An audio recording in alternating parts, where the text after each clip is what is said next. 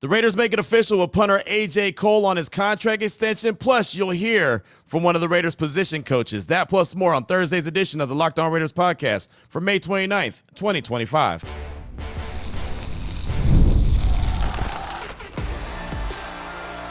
You are Locked On Raiders, your daily Las Vegas Raiders podcast. Part of the Locked On Podcast Network, your team every day.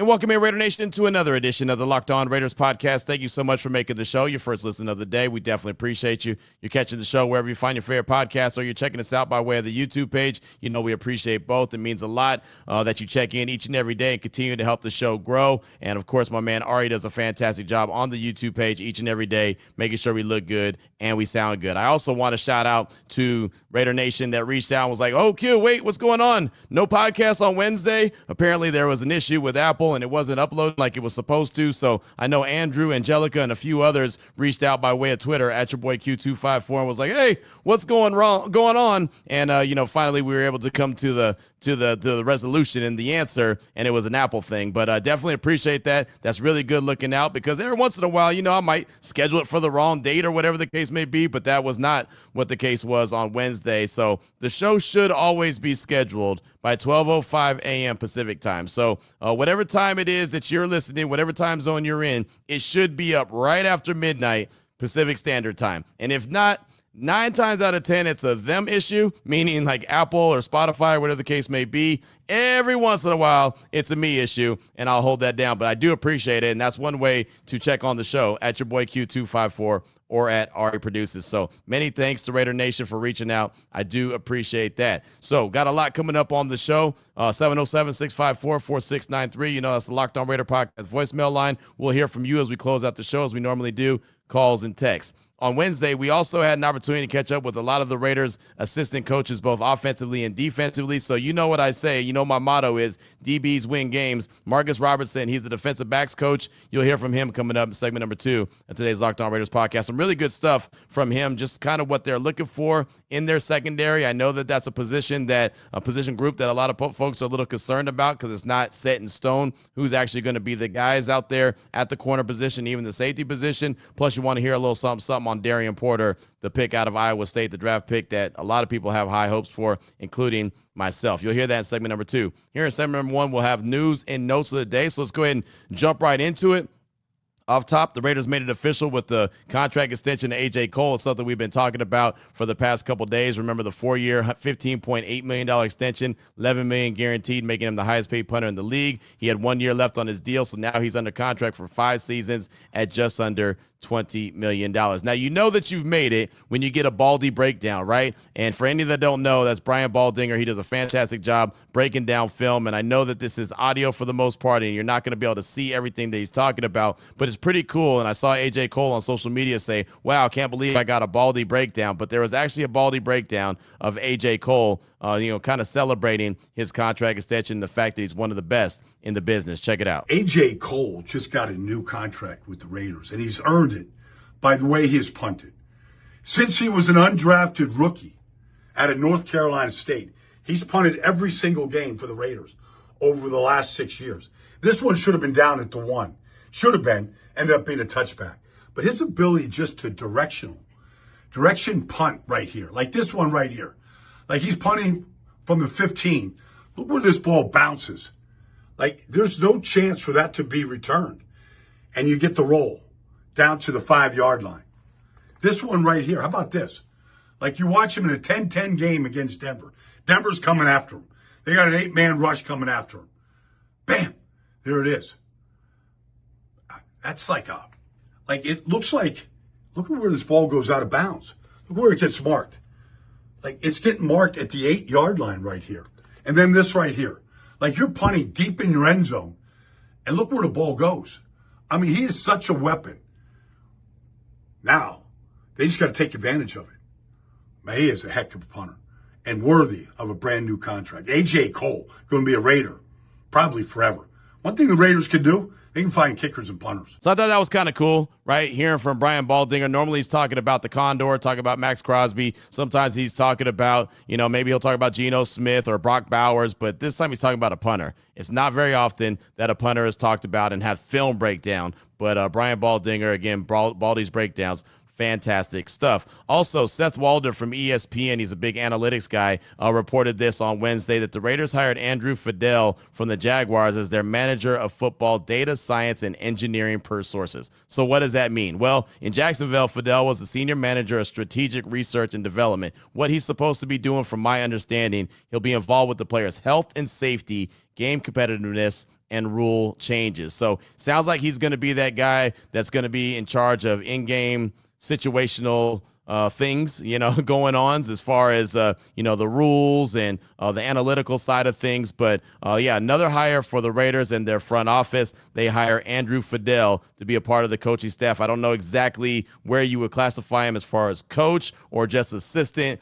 to the coaching staff. Whatever the case may be, he's now part of the Silver and Black. And the final thing I got for you for segment number 1 of today's Locked On Raiders podcast is something that's just kind of fun for me. Doing Joe and Q on ESPN Radio, being part of the national scene on ESPN has been a lot of fun, right? And so we get a lot of different feedback. We have a lot of different conversations. And obviously it's this time of year where you're going with rankings, you're going with lists, you're talking about all kind of different things. And a lot of times myself and Joe Fortenbaugh talk about teams that are, for entertainment purposes only, teams that are not serious, and teams that are serious. Well, on Wednesday, we were talking about the Steelers and their quarterback situation and how bad it is. And matter of fact, their Hall of Fame quarterback, Terry Bradshaw, said it's an absolute joke that they're in pursuit of Aaron Rodgers the way that they are, that there's no way that they should be pursuing him like this. They should move on, do something else. Even if he signs with the team, it's only going to be a 1-year, 2-year thing at best. So that conversation about the Steelers and their quarterback situation led us to a conversation about the worst 5 quarterback rooms in the National Football League. So 5-1, we came up with the Jets, as they have Justin Fields and Tyrod Taylor. The Saints at number 4, Rattler and Jake Hayner. They obviously drafted Tyler Shook as well, but a whole lot of inexperience there.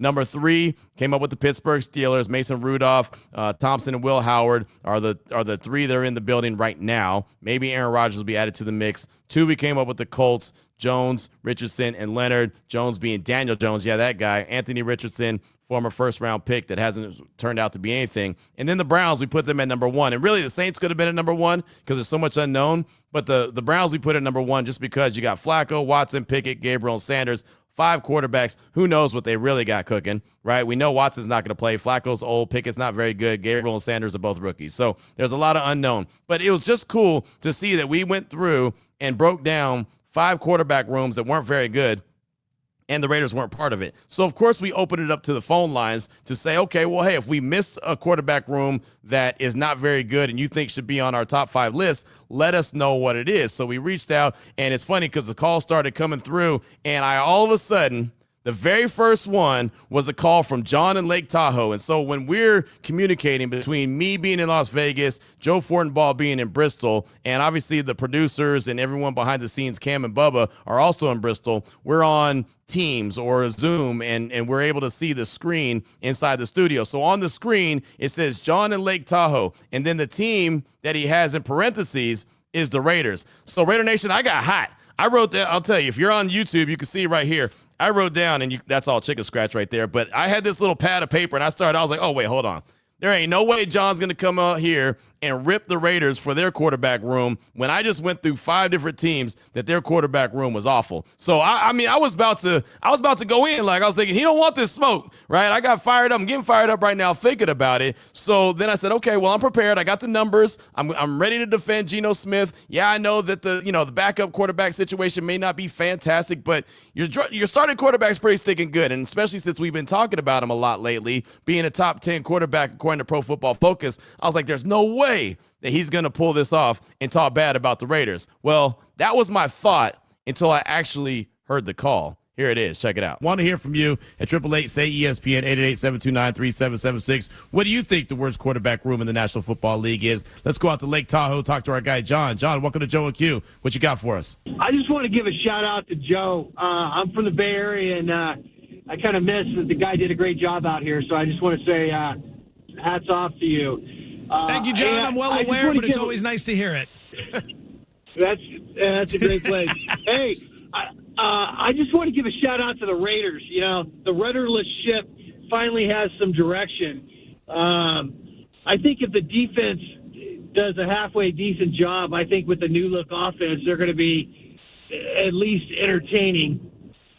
But it's nice to see him going in the right direction. But, hey, keep up the great work, and at least your partner's a Raider fan. So there we go. Hey, keep up the great work, man. So I thought that was really cool. Now, he did say the Raiders offense could be entertaining, so that almost can go into the for entertainment purposes only, but he gives a shout out. He gave a shout out to my guy Joe Fortenbaugh from his time that he was in the Bay at 95-7 The Game, but he also gives a shout out to the Raiders. And then you hear what he said, hey, at least your partner is a Raider fan talking about me, so I thought that was pretty cool. But it just kind of, it was almost a big sigh of relief that, again, and this doesn't mean that the Raiders are going to be great just because John in Lake Tahoe thinks that, they're going to be good, their offense is better, and he didn't include them in a, bad quarterback room. But it just was cool to see that, for the first time in a long time, that the Raiders weren't part of that negative conversation. And again, I try to bring as much to the table as possible that I either hear, I'm a part of on the national scene, just so we all know what's being talked about, how it's being talked about.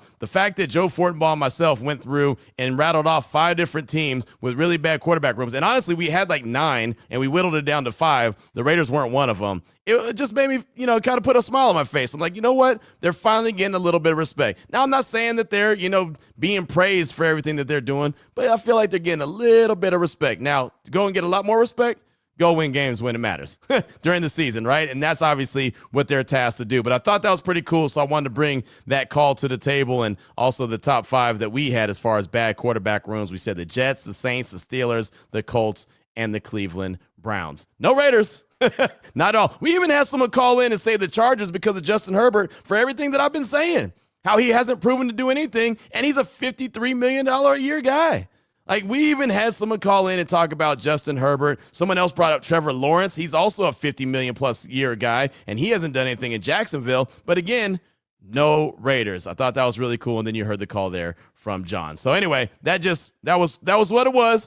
Made me feel good for the minute, and I thought I'd bring that to the table. Coming up in segment number 2, hear from defensive back coach Marcus Robertson. Yes, he's back with the silver and black. He's a defensive backs coach. You'll hear about what he's looking for, what they're seeing out there on the field, and you'll hear about their rookie Darian Porter from Iowa State. That's all coming up in segment number 2 of today's Locked On Raiders podcast.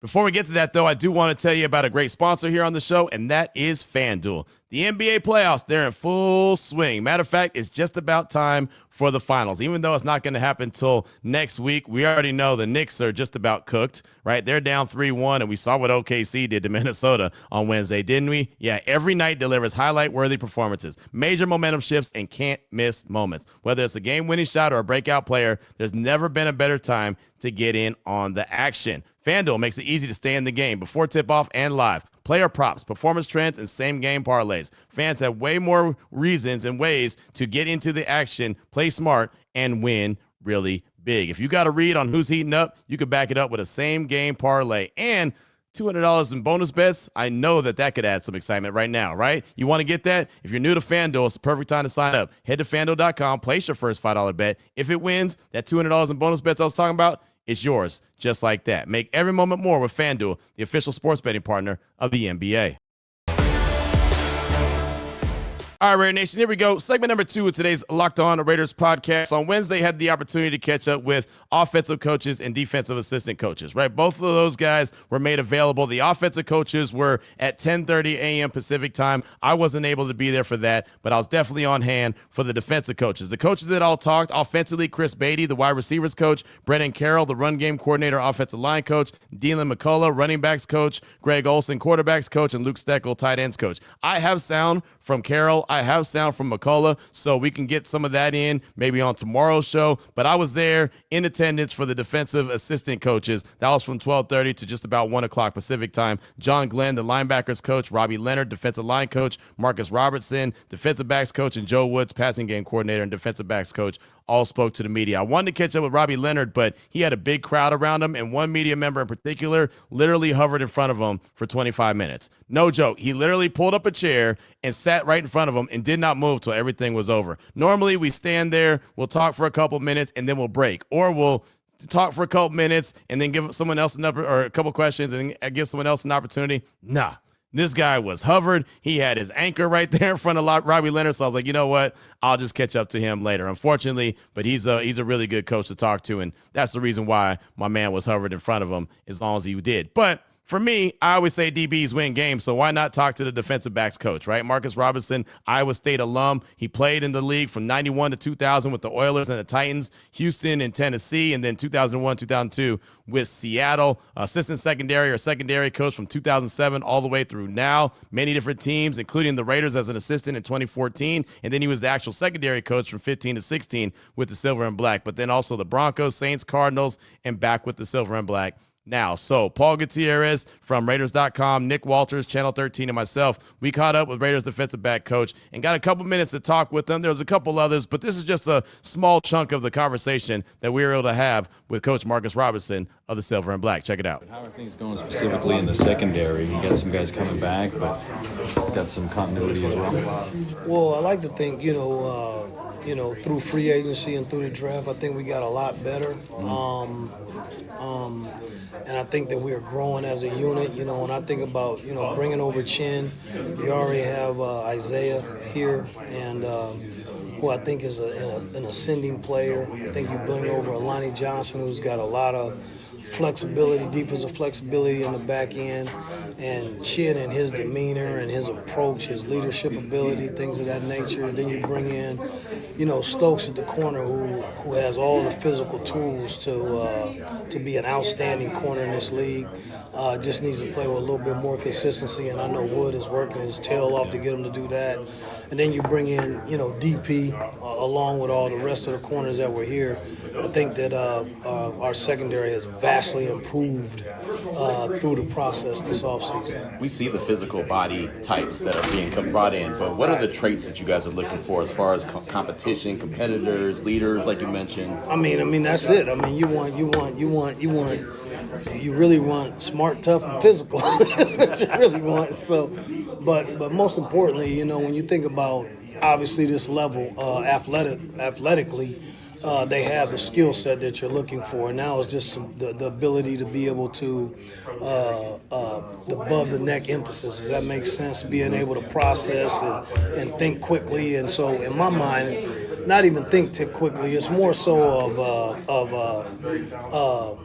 don't think no. Does that make sense? Yeah. So it's almost like, I use an analogy all the time. It's like, when you get to a stoplight, there's some things you got to do when you get to a stoplight. Like, first of all, you got to see that, right? So, because if you don't see it, you're putting yourself at risk, right? But also when you see it, us as drivers just driving to and from work or whatever it may be, you got to see the light, and then there's certain techniques that go with what the light says. Yeah. And in order for you to apply those techniques, you have to see the light. So with that, you got to play with a lot of eye discipline, right? And I'm saying it don't matter what type of car you're in, right? You can be in a Ferrari, you can be in a 4Runner, you can be in a Raptor, right? And all those cars have different abilities to a certain degree, right? But if you don't operate them properly, it don't matter. So, Ferrari. Yeah, you take a Ferrari, yeah, it don't matter. I'm just saying, but to that analogy is what I'm saying is that you got to be able to obviously hear the call, execute the call. Then you got to be able to play with good eye discipline. Your eye discipline is gonna tell you exactly what technique you need to play, and then that's proper execution. And now it is, hey, mom and daddy genes, you know what I'm saying? So it's like, okay, how talented are you at the POA and, ability to make tackles in space, all that type of thing, and compete for the ball at the high point. So it's that type of process, and it's that type of steadiness to it. Does that make sense? Yeah. And then what you're looking for is that same type of consistency that if I go back to the stoplight, that gets you to work every single day safely and get you back home every single day safely. So it's just as just a little metaphor, that's kind of the process. And every day you become what? A better driver. Right. You see what I'm saying? Yeah, So, you know what I'm saying? And then you start to be aware of all the things that are around you. You know what I'm saying? And then ultimately, next thing you know, they give you a license and you can drive. You know what I'm saying? If you haven't had one already. But that's the easy thought process of it. I know it's a little bit more difficult than that, but like I said, I think we got some good guys in the room, and I'm just talking about kind of the guys we brought in. But when I think about Harper is a really nice multi-dimensional player. When I think about a guy like Chris Smith, who hasn't had a whole lot of playing time here over the past couple of years, but when I go back to looking at him in college, he was one of the top safeties coming out in the draft his season, and he's got a high football IQ, can execute at a high level, and like I said, I think the most important thing is that everybody's buying in, and you can see the change. You can feel the culture changing around here, and I take my hat off to Pete Carroll because I think he's doing an amazing job. With that being said, real quick, Ja'Cory Bennett was having a heck of a season last year, and then ended the season due to injury. What are you seeing from him in particular, especially going into year 3? So his biggest issue is that he is still coming off the injury, so kind of a little bit of a slow start coming back off the injury, but he's stepping up, he's doing well, just working with the techniques and things of that nature. So if you know Pete Carroll defense, he's got a certain technique for his corners to be able to stay on top in the cover 3 stuff. So just trying to master their craft in that regard, and it's going to take some time. But he's working his butt off, and so is the Camryn. He's going to be solid for us. So I'm just hoping that this off season training camp will continue to grow and continue to become ultimately a dominant secondary. Obviously, with our pass rush and all the combinations of things that we'll do. One of the headlines of the draft was Darian Porter and how he kind of mimics Richard Sherman with his attributes, his height and speed. What do you think of him so far early on? Oh, well, I'm an Iowa State alumni, so I love the pick. I love the guy. I think he's got a lot of physical gifts. He's got the length, the speed.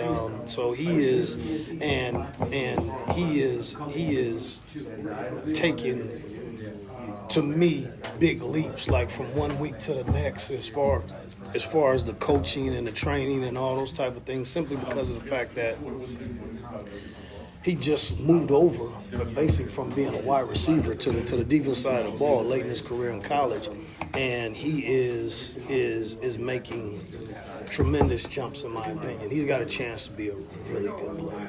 Coach, with that being said, what is it about Iowa State players? Because they seem to be coached really well. They seem to translate to the NFL really well. Well, I know the ones that are coming out now, I just think that Campbell's doing a great job over there at Iowa State. And they're getting the players over there. So, or I'd like to say it was because I went there and then all of them decided. Whatever works. But no, I just blame. I just think they're doing a great job. As far as recruiting and coaching staff, they're doing a really good job with that program, and I'm excited to see them do it. Seems like they're just kind of flying under the radar, and then they pop up, and it's a hell of a player. And we got a couple of them. It's a couple of them on this team. Yeah. It's just interesting. So, I'm excited. I enjoy watching them, man. I'm rooting for them all the time. Really good stuff right there. You'll hear how he said, I'm an Iowa State alum. So, of course, Darian Porter was his guy, but he's the prototypical guy. He's a prototypical size guy that fits in that Legion of Boom mold. And I'll tell you, being there for the 20 to 30 minutes, I couldn't tell you how many times I heard Legion of Boom. Probably 7, 8, 9 times easy, right, from different coaches, whether it's linebackers coach, defensive line coach, DBs coach, whatever the case may be. You just heard it, or media members throwing it out there talking about the Legion of Boom. I like the breakdown, the very lengthy breakdown right there from Marcus when he talks about what they're looking for outside of just the body type, but just the characteristics. I always like to hear those type of things from these coaches because, again, these are guys that are in the trenches. These are the guys that have been there, done that, and like how, he said somebody could be a Ferrari, and I told Paul, yeah, that's me. I'll be that Ferrari, Paul. You could be the 4Runner. I'll be the Ferrari, right? I would have been the Cadillac, but he didn't mention the Cadillac, so I couldn't be that. But, your boy would have been the Escalade if he had said that. But he said Ferrari, so I said, you know what? I'll go ahead and take that role. We'll let Levi be what other car he said. I don't know. It was a 4Runner, a Ferrari, and something else. I chose the Ferrari. Obviously.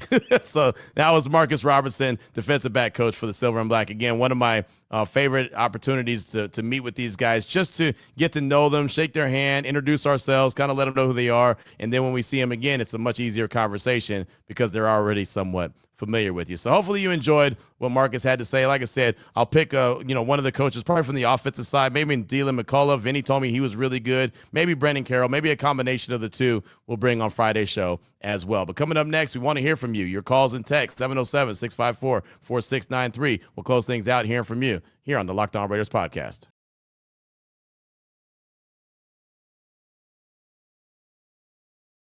Here we go, Raider Nation. Segment number 3 of today's Locked On Raiders podcast. Your calls and texts off that Locked On Raider podcast voicemail line, 707-654-4693. Let's start things off with a text from Smitty in the 304. It says, hey, Q. Smitty from the 304. Just wanted to say we all appreciate your show. Helps me get through my shift. Helps I get to hear about our team. My question is, what players do you expect to break out this season? Rookies could be included. Sorry if you touched on this previously. I'm a new booty to the show. I've listened to around 5 episodes, Raider Nation for life. Smitty in the 304, thank you for the text. Thank you for being a new booty to the show. Hopefully you listen to about 500 more, right? Hopefully you're around for about 500 more at least. We definitely appreciate that. I think that's a really good question, though.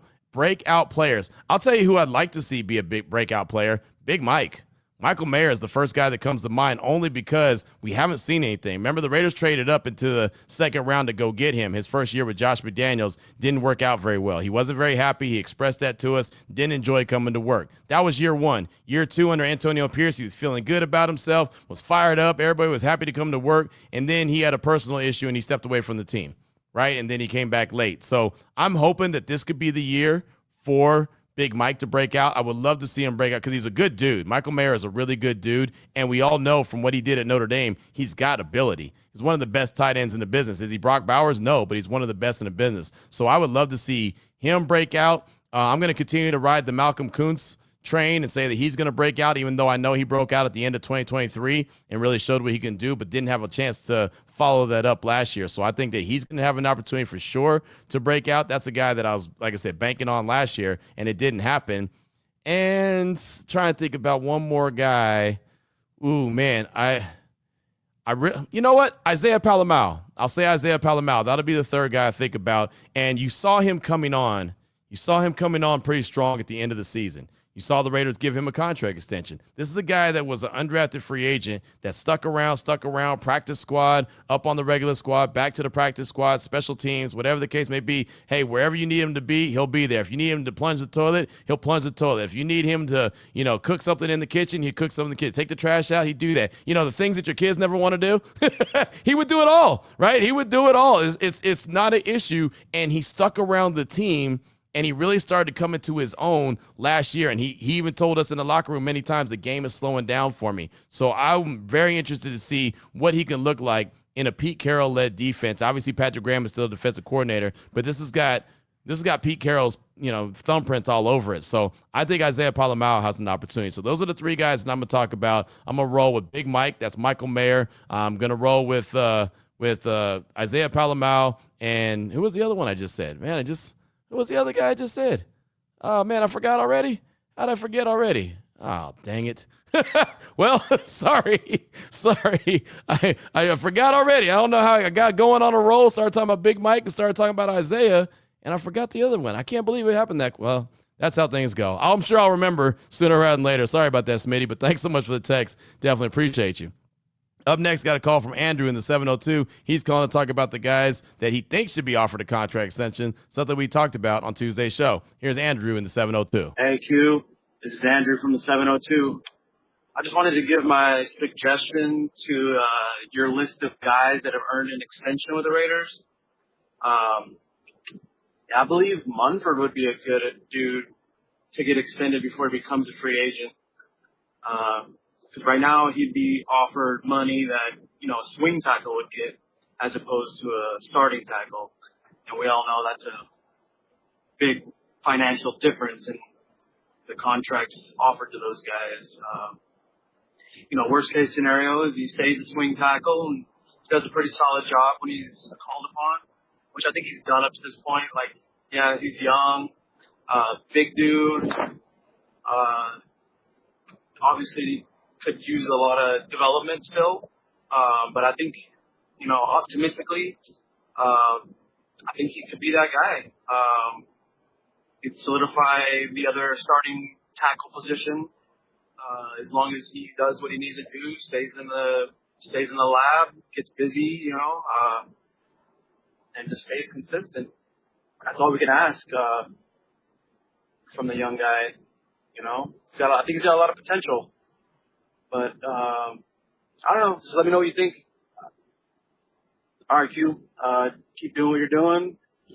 You and Ari giving Raider Nation all the news every day that we love to hear. Andrew, thanks so much for the call. Appreciate you. Thayer Munford is interesting, right? He's got all the talent in the world. He has the willingness to do anything asked of him. His problem is staying healthy and taking advantage of the opportunity he's presented with, right? He's a guy that will have to play out this year, in my opinion. I just can't see him getting a contract extension ahead of time. It makes sense when you're saying that he'll be, a lesser value. He won't have to pay top dollar for him. But I don't even think that they want to take that chance. I don't think that they want to sign him to an extension until he proves exactly who he could be, right? He just, unfortunately for him, he just hasn't proven to be that guy yet. He just it's a bad situation for him because he told us all last year how he was going to be the starting right tackle, and the minute that he got an opportunity is the minute it didn't work out for him. So that really ends up stinking. But we'll see how it goes. I think he'll have just as good a chance as anyone else to make this squad and make an impact, but he's going to have to go out there and earn it before I think that they give him a contract extension. But thank you so much, Andrew, for that call. Definitely appreciate you. I'm still thinking, still trying to think of the three guys I mentioned. I mentioned Big Mike. I obviously went on and on about Isaiah Palomalo. That's what happens when I go on and on about a guy. I remember those two, and I forgot the middle guy just like that.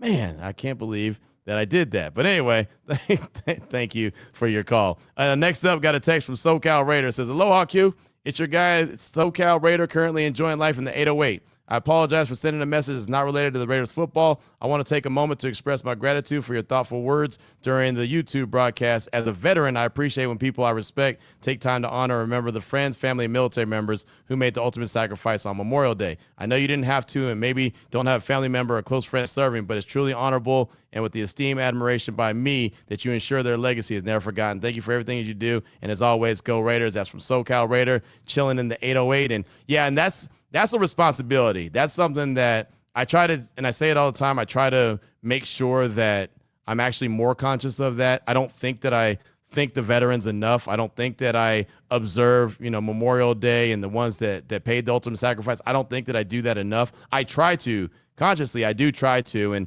anytime I see a veteran, and I have a really good friend, Vegas Jess, who's a veteran, and so I always think of him whenever I start talking about, the veterans, and I start thinking about Memorial Day and Veterans Day. He always pops up in my mind because I know how much it means to him, and then of course my time in Central Texas, and I got to know a lot of people there at Fort Hood, so I knew how important that was as well. And so that always pops to my mind, but I still feel like I don't show the love to the veterans, and I don't think about the ones that we lost that paid the ultimate sacrifice enough. So I'm trying to do better at that, but I do appreciate that you recognize that and acknowledge the fact that we're talking about it here on the show, and we recognize the real reason for days like Memorial Day. So thanks so much for that text. Appreciate you, and enjoy your time chilling in the 808.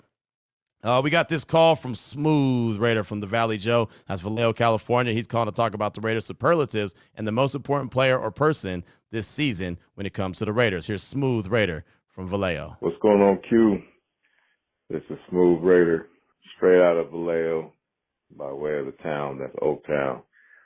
I just want to touch on the subject that you guys were talking about last week on unnecessary roughness about the superlatives, and I'm going to go at a different angle with this one. I'm going to say it's the fans, man. It's the fans.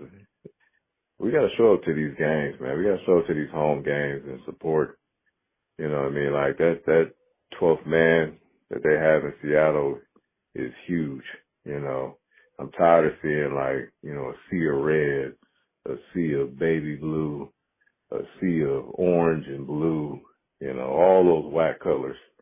And you know what I'm talking about. That's that AFC West other than the silver and black, those colors. So that's my angle. I'm going to go with the fans as being the most important thing, us showing up to these home games and being loud and,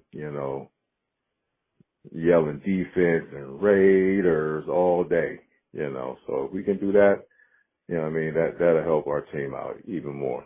I'm going to touch on Asht and Genty too.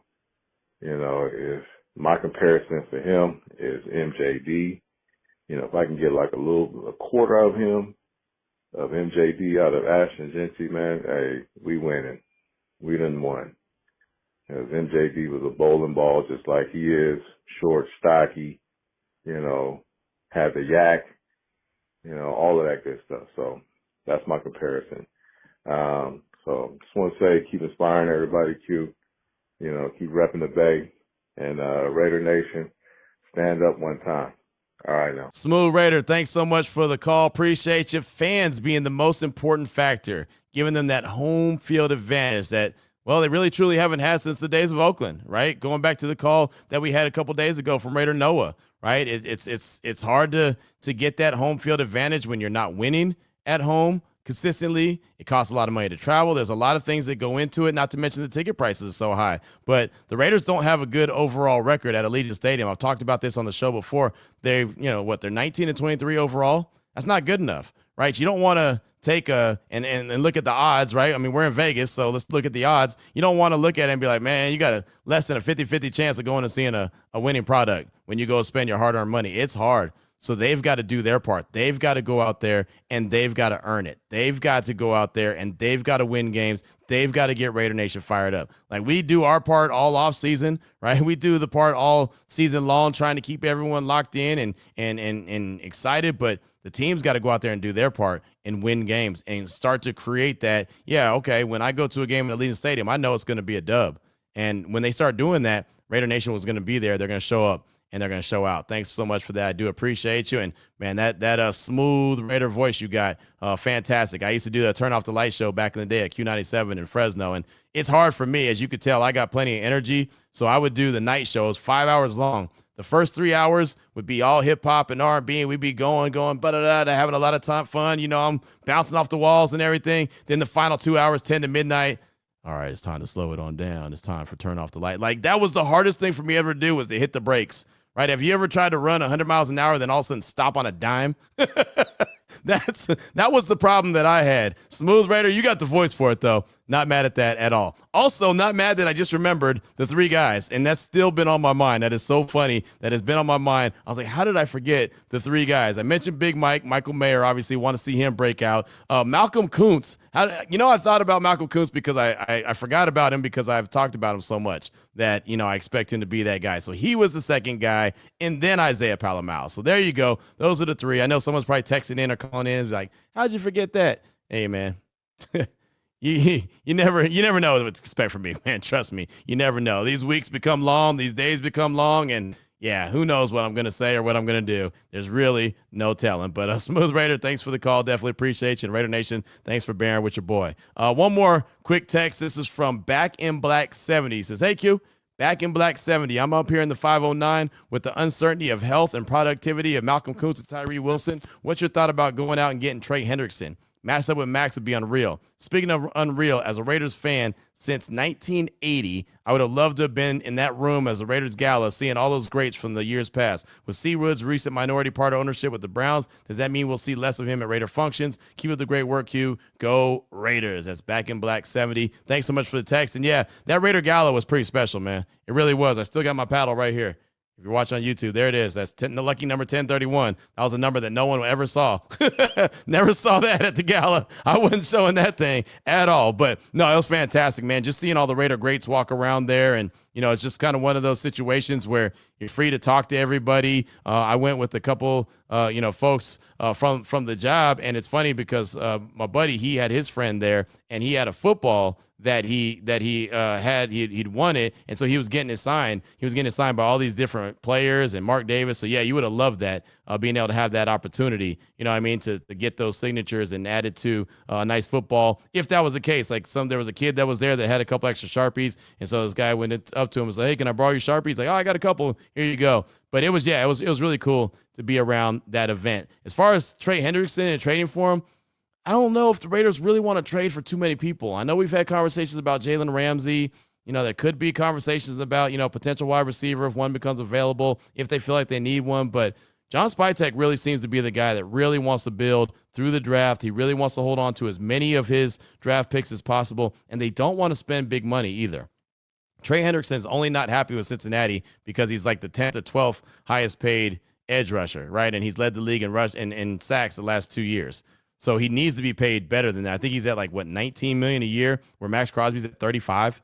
So obviously there's a big discrepancy when it comes to how much he's making as opposed to the top guys across the league. So I just don't think that the Raiders just want to go and spend a ton of money, especially on outside guys, where they rather spend the money on their own guys, their homegrown guys that they feel like deserve it. So I don't think that they would go and make a move for Trey Hendrickson. I think if anybody, they'd probably make a move for Jalen Ramsey because he fills a bigger void at the time than they do on that defensive line. They're pretty deep on the defensive line. The question that you brought up, the health of Tyree, the health of Christian Wilkins, the health of Malcolm Kuntz, all are going to play a role. That's for sure. But thanks so much for that text. Definitely appreciate you. Got a call from the 916 we'll get to tomorrow. A text from Johnny Rader as well. Plus, we'll get to some more sound from the coaches. We'll be out at OTAs today.